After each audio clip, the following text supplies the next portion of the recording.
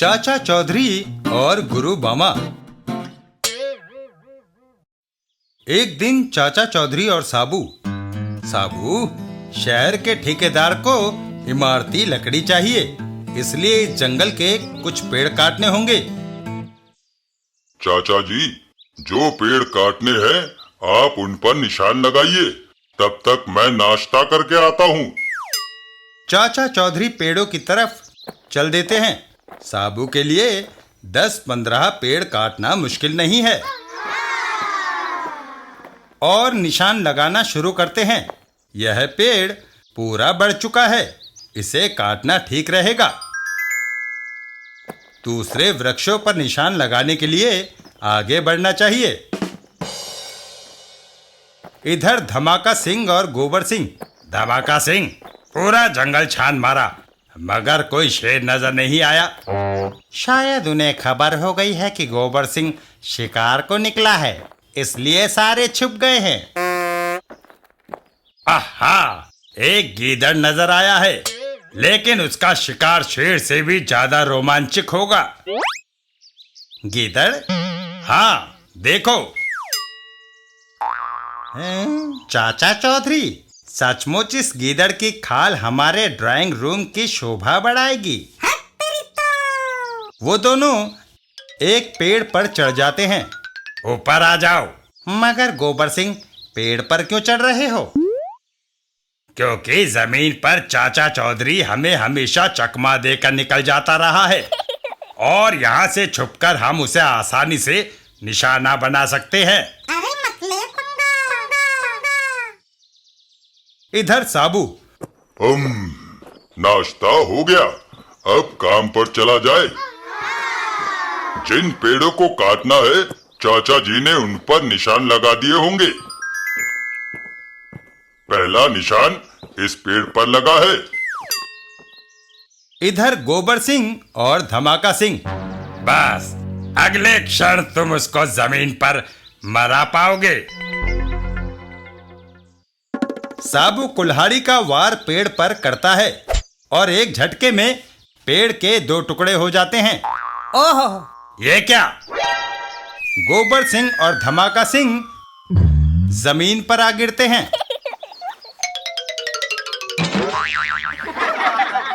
हाय, मेरी गर्दन! ओह, हम खुद ही शिकार हो गए। गुरु बामा। गोबर सिंह, लगता है कहीं से हजामत करा के आ रहे हो। हाँ गुरु बामा, चाचा चौधरी को हम मारना चाहते थे, लेकिन उल्टा अपनी हड्डी पसली तुड़वा बैठे। दुश्मन को परास्त करने के लिए यह पिस्तौल ले जाओ। बामा, हम उस पर सारी पिस्तौलें और तोपें आजमा चुके हैं, हमेशा मुंह की खानी पड़ी। यह पिस्तौल आम नहीं, इसमें से गोली नहीं गैस निकलती है। फागो, इन्हें इसका प्रयोग कर कर दिखाओ। फागो बाहर चल देता है। आप लोग उस खिड़की से नजारा देखना।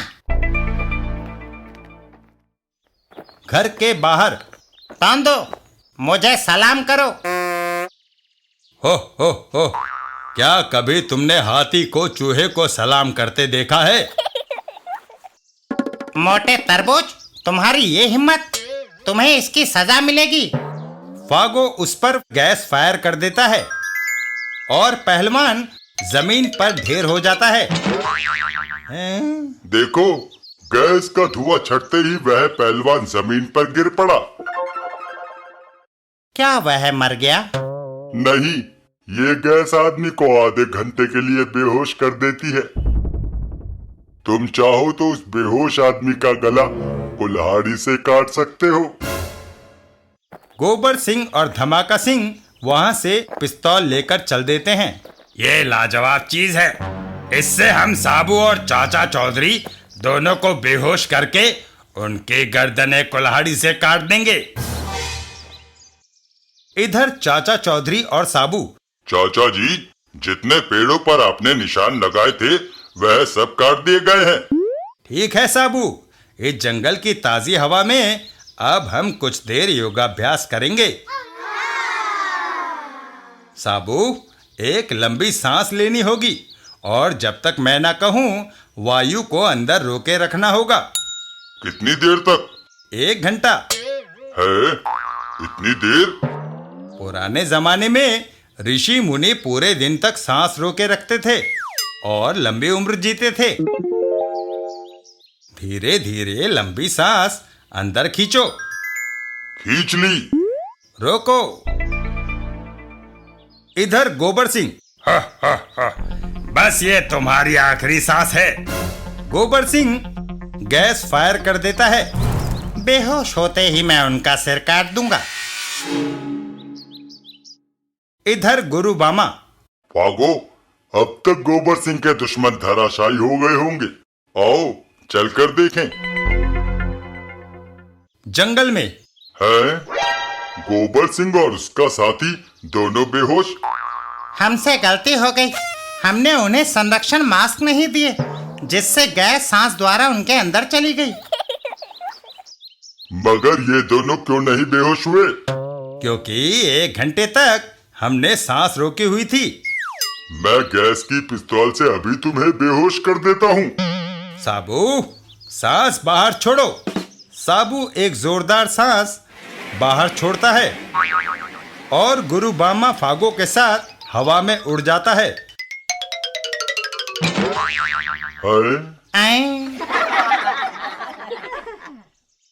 चाचा चौधरी और साबू। आओ साबू, चलें। ठेकेदार से पेड़ काटने के पैसे लेने हैं।